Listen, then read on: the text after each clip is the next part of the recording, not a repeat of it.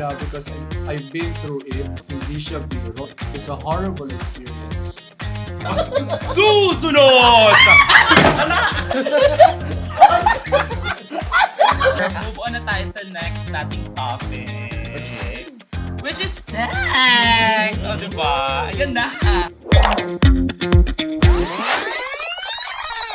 Speaking of sex, for our next topic, we are so fortunate to have with us today. Please help me welcome our guest for today's episode, Dr. Mark Pasayan. Yes! Welcome to the show. Energy. Dr. Mark! Thank you for having me. Yes, Dr. Mark Pasayan is a practicing infectious disease specialist, the head of RITM ARG Clinic, and the director of the Medical City South Luzon Center for Reproductive Health and STI Treatment. Very nice to have you at the show, Dr. Thank you for inviting me. Magandang araw sa inyong tatlo. Pasabog. Yeah, And maganda. wait, there's more. Char. Bigatin, welcome to the show, Doc. So, una sa lahat, how are you to find out? Kumusta ka naman, Doc? I'm good. Kumusta kayong dalawa? And Jabar, kumusta? Ay, salamat sinama niyo. Ba, ba't sinama pa? It's really nice to have a medical expert na Yes. magbibigay sa atin ng mga, parang hindi yung mga opinions lang natin, yung mga narinig. Na meron talaga yung factual, may scientific and medical basis yung sagot sa mga... Wala ka bang tiwala sa mga sagot? Wala. So yeah, so for example, Doc, pag nagpa-test ka ba, you are positive and reactive. Is it still safe to have sex? Well, even if you have HIV, you can still have sex. You know, sex is sex. It's part of human nature to have sex.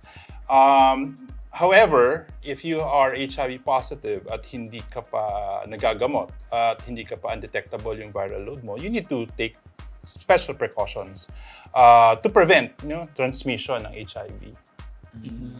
And there are a lot of things that you can do while having sex that will be safe. No? Nagsisitimpla ng kape. Pamamalengke. Maglaba ka habang Kaya ng yelo, halo-halo. And there are you can explore. There's masturbation, there's oral sex, there's dry humping if you want. You can use sex toys. That's still part of having sex, and you can do that even if HIV positive ka. I see. So, speaking of which, no, Doc, no? So, in terms of, kaya nga pinag-usapan natin ng sex, no? Siyempre, minsan may mga nagtatanong din, naapektuhan ba yung pleasure of having sex when somebody is diagnosed to be HIV positive? Well, sex is not just physical contact kasi. It involves emotional, moral, psychological issues. Spiritual issues. So if you are not into, doing it, spiritual talaga ang galing sa'yo. No? Halo. Yeah, naman kami. So, the sex involves more than just physical contact. So if your mind, your emotion is not really into it because you have HIV, then it takes time to adjust. It takes time to adapt to the situation. And maybe when you are okay with what you have, with having HIV, then maybe you will enjoy sex even more. Bongga. Pero interestingly, kasi normally, kanina nga, just a little backtrack. Yun nga na parang HIV status your HIV status shouldn't be a hard stop para hindi ka na makipag-sex. Correct. Unless you can engage another person, unless you are undetectable. Yes. So meaning to say you are taking your ARVs, Yes. you're taking your meds diligently, and you're undetectable na. Pero yung ARV ba, Doc, does it have any side effect pa dun sa pleasure with sex? I mean, may bumababa ba yung libido levels? Well, lahat naman ng gamot merong side effects. And the side effects, it's not a one-size-fits-all. It's not like a condom na one size fits all. Every person taking any medication would have a different effect sa kanyang isang gamot. So it depends on how your body will react to the medication. Or do we have known side effects for None so far. Yeah. Okay. So, tuloy-tuloy lang ang laban, mga kaibigan. No. But kung medyo nahihilo-hilo ka dahil sa efavirenz, ayan, siguro maapektuhan ka. Efavirenz. Efavirenz. Spell mo nga. Ayan, talo. Pero ano Big yung word, undetectable? right? Explain muna natin, Doc, kung ano yung undetectable. Undetectable status ng isang HIV positive would mean hindi na nadetect ng isang test ang viral load ng isang pasyente, meaning less than 200 sa usual number ng HIV viral load. Ibig sabihin, tulog ng virus, kontrolado na ng ARV ang virus, and less likely na makahawa sa ibang tao ang isang pasyente may HIV. Bongga. It's still there, pero hindi na siya... It's still there, but it's just sleeping. So, And siguro dagdag lang dun ako sa undetectable na question ni Vinas, no? When a person living with HIV is undetectable, na, meaning, yun nga, sleeping na, tulog na yung virus, is it safe now to have a condomless sex with another person? Well, that idea stemmed from several studies, and these are big studies na kung undetectable na ang viral load ng isang pasyenteng may HIV, less likely na makahawa na siya sa ibang tao. That's undetectable equals untransmittable. And this is based on, ito nga sa pag-aaral na ito, na kahit condomless yung sexual act, less likely na makahawa ang isang pasyente na may HIV kung undetectable ang kanyang viral load. However, ang tanong ni Jabar is it safe? Well, it's safe in the context of HIV. But in the context of other sexually transmitted infection, you need to still protect yourself. And there are other STIs, STDs na pwede mo makuha through condomless acts. Gaya ng... Well, tulad ng gonorrhea, syphilis, hepatitis B, herpes virus. Monkeypox, Doc. oh, in fairness, very timely. Very yan, timely ah. siya. Since we already have Doc Since here. alas 12 na. Diba? Na parang actually, pag nakikita mo sa social media talaga, people are saying na monkeypox is a gay disease, na mo yan through having sex with kapwa mo sex. Actually, bumaba yung mga yung mga sa grinder dahil maraming takot sa monkeypox. But how true is it na monkeypox is an STD, a gay disease? Well, it's not a gay disease. It's not an STD. It's the physical contact itself, the close contact when you do sex, is the one that's causing yung transmission ng monkeypox, and not because of you're gay or you're part of the LGBT community. Pero saan kaya galing yun? Sa kanya. Sinabi nila kasi yun kanina. Ito yun, no? Monkey talaga. But I must agree sa sinabi ni Doc, no? I think STI, STD should not be associated lang with LGBT. Tama ba? Yes. I mean, in general, basta yun nga, close contact and everything. Right. Pwedeng tamaan pa rin, di ba? Meron lang akong isa pang gustong tanungin kasi na banggit ni Doc kanina natin yung undetectable, di ba? Is it safe to have sex? Condomless, no? Sa konteksto ng HIV, yes, pero sa konteksto ng STI, STD, hindi, no? Hindi tayo mapaprotektahan. And I think isa sa mga milestone ng medicine as ang PrEP. Yes. Diba po? Ang PrEP. Sa nakaraang episode natin, may isang serodiscordant guess natin wherein the other one is negative, the other one is positive. Now, would you advise na itatanong din po kasi to, Doc, no, that if that's the case, and then undetectable si positive guy, sa negative partner, would you still advise the negative partner to take in PrEP? Ano ba yung PrEP in the first Well, place? PrEP is an HIV medicine na iniinom ng isang pasyente or isang tao na walang HIV. At iinumin niya ito para maiwasan na mahawahan siya ng HIV. And technically, if we go by the criteria kung sino ang dapat umiinom ng PrEP, ito ay yung may mga tao na, well, with risky behavior, and with partners na may HIV, na hindi alam yung status ng viral load or hindi pa undetectable ang viral load. But yung pinag-usapan natin kanina, U equals U, kung untransmittable na yung, or undetectable na yung viral load ng isang tao, untransmittable na ito, dapat pa bang mag-PrEP yung partner niya? Dun sa konsepto na yon, iisipin natin, pwedeng hindi na mag-PrEP. Pero, kung yung pag-inom ng PrEP ang makakapagpapanatag ng kalooban mo that you are still safe, undetectable, untransmittable yung partner, and I'm still taking PrEP, I am even safer to do and to have sex with my partner, then you can take PrEP pa rin.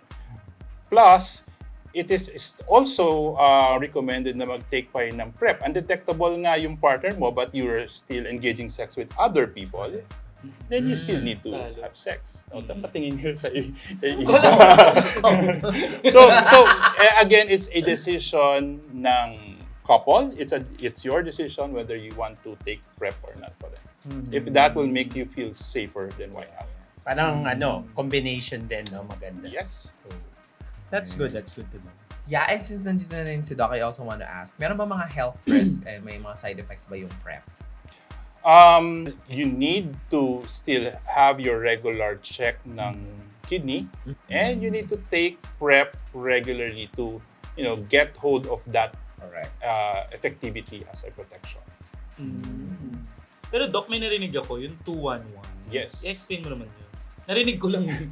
Bumulang sa kanya din. Bumulang sa'yo.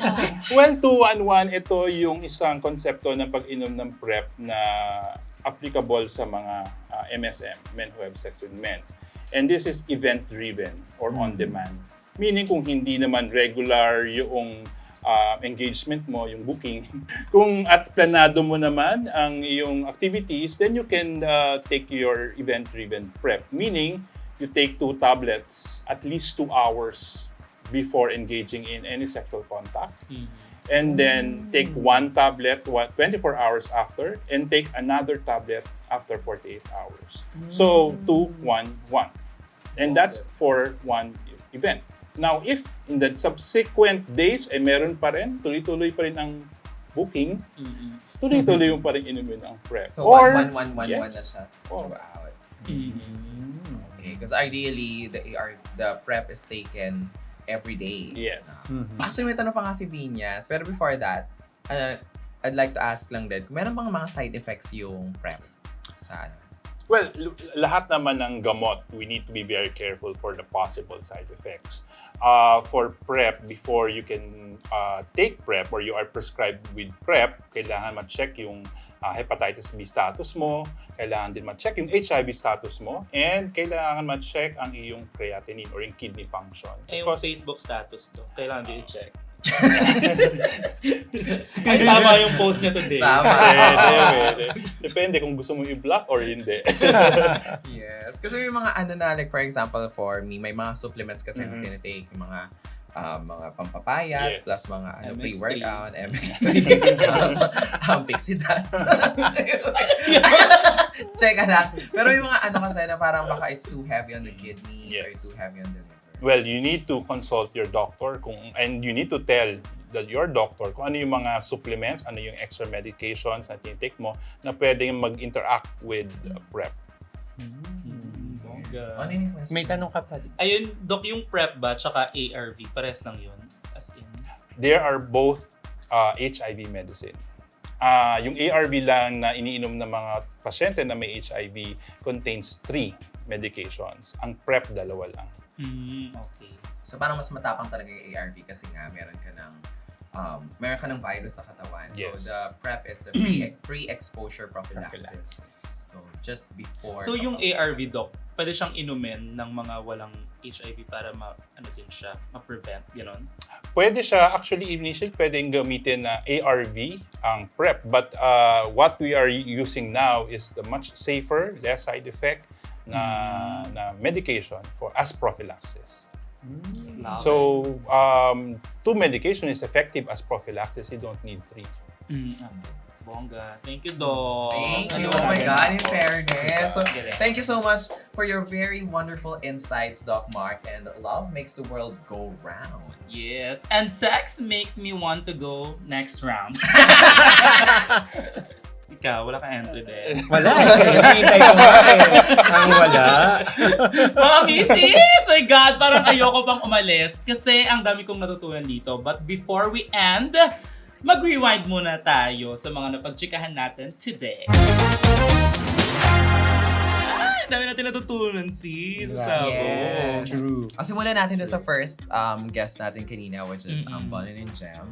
Siyempre parang natutunan mo na talagang true love exists. Agree. Diba? Bongga. Regardless of HIV status, hindi talaga siya hard stop para makahanap ka ng tao magmamahal sa'yo. Grabe. And it's quite remarkable to note that 14 years, 'di ba? Ang tagal din yun.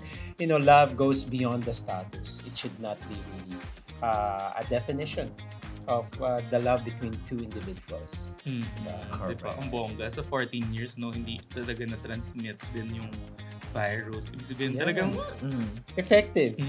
Effective. bongga. Yeah, and there's life.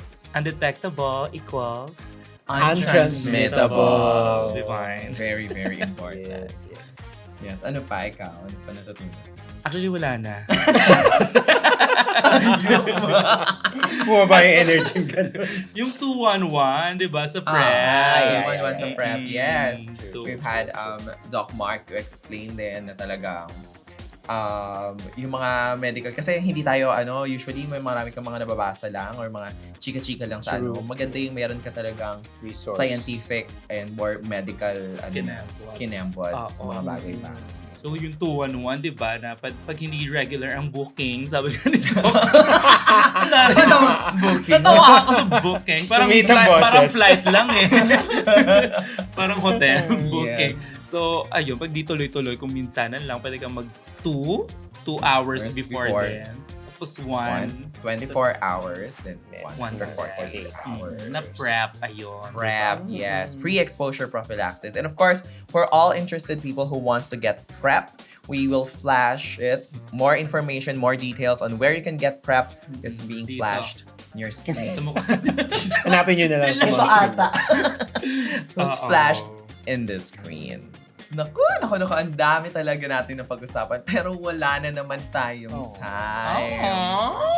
So mga kaibigan, this has been your cool drag tita, Eva the Queen. And this has been Jabar, your friendly and ever reliable Kuya Pusit. Yes, at ako naman po ang pambansang bunganga ng Pilipinas, Vinas Deluxe. Kita-kits tayo ulit sa susunod na episode ng Play, Pause, Rewind. At lagi po nating tatandaan, just because you're paused, it doesn't mean your life should come to a complete stop. Yes, keep playing, keep slaying, and fast forward to a better, healthier you. Di ba napapataas ako dito? Yeah! Kita-kita ulit. Maraming salamat. See you guys!